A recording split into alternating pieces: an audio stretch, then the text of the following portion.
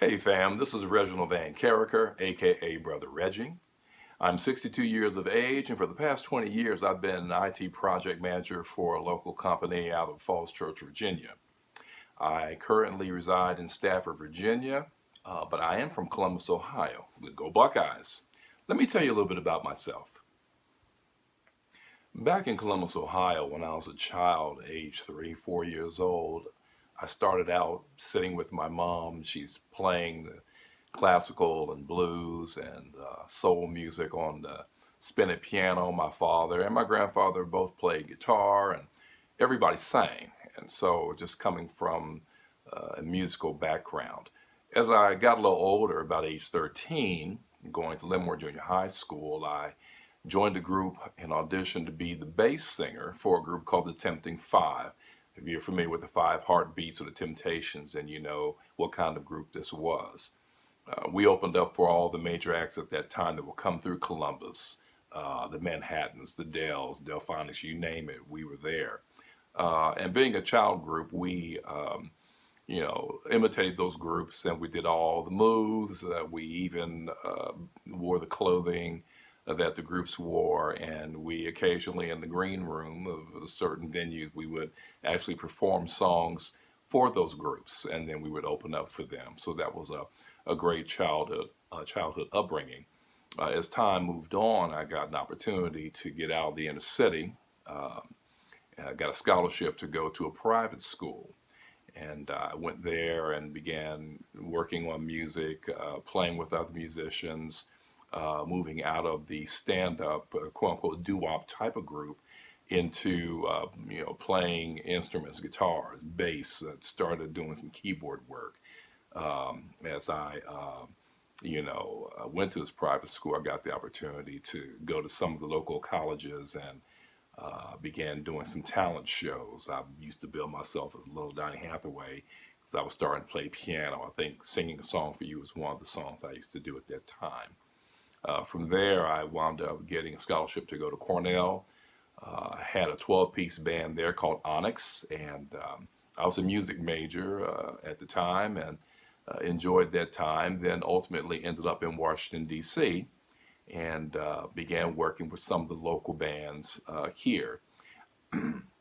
As time went on, I began to work on a solo act, which is what I do currently. I do have a band that I break out from time to time, but I have something I call the Brother Reggie Solo Show, and this equipment you see behind me is what I use when I go out. I've also spent a lot of time over the years producing local groups. I've built recording studios. I have one here. The equipment I use over on this side of my studios for live work. Maybe working with bands or just working on songs that I'm going to be doing live.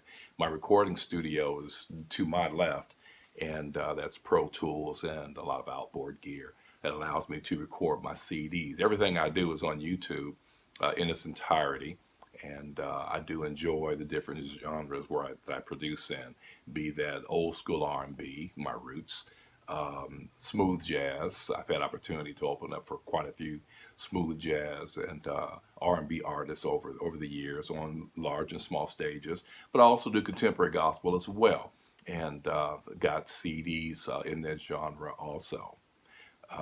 As time has gone on, producing my material and producing others, I've gotten very heavily involved in arrangement and production of songs and songwriting. And so I've, continued down that path and still do that to this day. The question has come up as to why I feel that I would be a perfect candidate for the Four. Well, let me tell you, I never really gave much thought to the competitions. It may have something to do with all the long lines I used to see in some of the televised programs where you've got 10,000 people waiting in line for 4 or 5 days. Like they're waiting for, the latest, game console. You know how that goes. And so that never really appealed to me. It isn't like you need a sleeping bag to do that. But I do feel that I'm a perfect candidate for this particular opportunity, the Four. This is an opportunity to, bring it to the table, bring it to the stage, take it to the bridge, as James Brown used to say, and show them what you got. And hopefully the material that you do will be a good song, because that's important. That's very important. My passion for music holds no bounds. It's boundless. It's limitless. I've been about this since I was a kid. Even before going to elementary school, I've been involved in singing, whether it was in church or doing, stand-up group that I had back, as I mentioned earlier, or opening up for some of the larger acts. I've had great opportunity to perform alongside Jeffrey Osborne. I've had opportunity to be the opening act for certain groups like Nick Corleone, Steve Oliver, as a, in the jazz genre. But my passion for music, it's the one thing that has always been there, regardless to what may have gone wrong. I'm the product of the inner city in Columbus, Ohio, the North End, the inner city, with a single mom, busting her tail to take care of, two little knuckleheads, my older brother Mike and I. It was the one thing that was always there.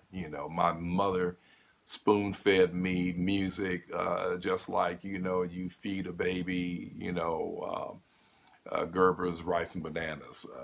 It was the one thing that always kept me safe. I always felt love through the music, as well as, my family, because that was the one thing that brought us all together. We all did music. And it's always been a passion of mine. I remember some days, even when my boys were, babies at the time, I can recall times where I'd leave one job and go to the next job, and then come home and kiss them, and then I wound up going down to the studio and working until 2 or 3 o'clock in the morning on something, and then getting up at 6 to be back at work at 7. The music has just always been even more than a passion. It's a part of me, always been a part of me. And anybody that does music knows that. It's the thing they're going to find you doing. They're going to find me sprawled over these keyboards one day, or laying out over the sofa with a guitar, in my arms, gone home to glory. Why? Because this is the thing that I do. This is the thing that I would do even if I never made a dime. This is the thing that I would do if nobody ever watched me. There are times when I sit and I know it's just me and God. Sometimes it's just my wife. She'll come down and I'll say jokingly, slide the tray up under the door. I'll be out in about 3 days. I'm working on this new song. It's just a wonderful, wonderful, exuberant opportunity when you sit down. Yeah, it will be great to have a gold or platinum record. I mean, who doesn't want that? But the bottom line is, this is the thing that you do, whether nobody's looking, the endorphins kick in. You're so elated when you finish learning that particular bass line, or when you learn that particular keyboard part, or that particular song. You sing that song and it touches you and it makes you cry, because it's tears of joy. It's just making you feel so good. And then when you go to the stage and you take that and you deliver that to somebody and they feel it and they reciprocate, oh, there's nothing like it. There's nothing like it. I'm getting caught up now just thinking about it. But that's what music does. It is a divine lover, if you will. Never forsakes you. It's like in scripture, love is kind, love doesn't look for anything in return. That's what the music does for you. It's that thing that emanates from within you. It's a love that you can provide to others, and it's a love that you can provide for yourself. It makes you better for the world, actually, to have an acquaintance, a familiarity, a relationship with music. You know what it's like? It's like having a personal walk with Jesus. It really is. That type of energy and that type of emotion, that you can pour into this craft that you do. It's just amazing. It's just amazing. I will always have a passion for music. I will always love music. It reminds me of Sanaa Lathan and Taye Diggs discussing discussing their love of hip hop in Brown Sugar. You know, it's that. When did you first fall in love with music? Phew. I fell in love with music the first moment that it was spoon fed to me by my mother. My mother, my parents, my grandparents, my great grandparents, musicians. It goes all the way back to the 1800s. I feel so blessed, even if I never make a dime. Why would this be a great opportunity? Because this will be an opportunity for me, on the one hand, to reach a greater audience. You know, when you feel like you've got something to offer, you've got something to contribute, you know, to a group of folk. You want to reach as many people as you can, you know, especially if you're not shy. I mean, even if you are, you know, you have this need. If music is the love you have, and if singing is the love that you have, and you want to convey all that you can in that song. So for me, vocally and personally, it would be great. This would be the opportunity. Although I've opened up for a lot of groups over the years, I've, you know, produced lots of things in the studio. I've done CDs. I have CDs out there now in, you know, smooth jazz, old school R&B, and contemporary gospel formats. And I've probably gone further than anybody that I know personally. But and like they say, in, you know, you've heard, you know, before where they say, you know, if God never does anything else for me, he's done enough. Yeah, my cup runneth over. But at the same time, being in the natural, everybody wants that shot. Everybody wants, you know, that brass ring. I think it was Steve Harvey that said years ago when he was on the air, just starting out with WHUR. I think he had come from LA and bounced to New York and ended up with us. And he said something that made a lot of sense to me back then. And, you know, I listened to the brother. I'm from Columbus, Ohio. He's from Cleveland. So it's like that, you know. He had mentioned one thing. He said, you know, it's one thing to have all your skills down and, you know, you're ready for the brass ring, you know, because, you know, the brass ring may come around. And if you got everything, all your ducks in a row, and you've been wood shedding, as we say, and you've been honing your craft and working at it, then if the brass ring comes around, it's okay if you don't get it, but you're ready for it, you know? But he also said it's a terrible thing that if the brass ring comes your way and you're not ready for it. Well, I'm telling you, I'm ready for this. I think it's going to be great. And, you know, even if I were not to win, I'm still a winner, okay, because I have the music in me. It's only icing on the cake. You know, I was working with the company doing IT projects and network engineering for 20 plus years. Well, they handed me a severance check along with about 50 or 60 others.